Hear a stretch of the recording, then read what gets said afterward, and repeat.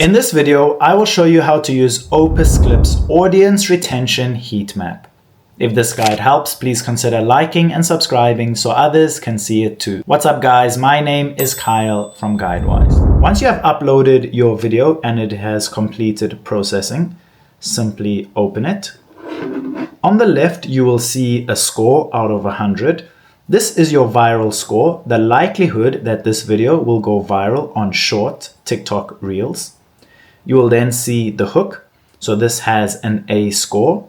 The flow is also an A. Value is A and trend is A. Some of my other shorts, you will see that they do not have a score of A, but they have a score of B. So this gives you an idea of how this short will do. You can then go to the left column and look for analytics. And if you have your TikTok or social media accounts linked to Opus, it will analyze the behavior, looking for peaks, which is high engagement, and also looking for drops, which is low engagement. If this video helped, don't forget to like and subscribe.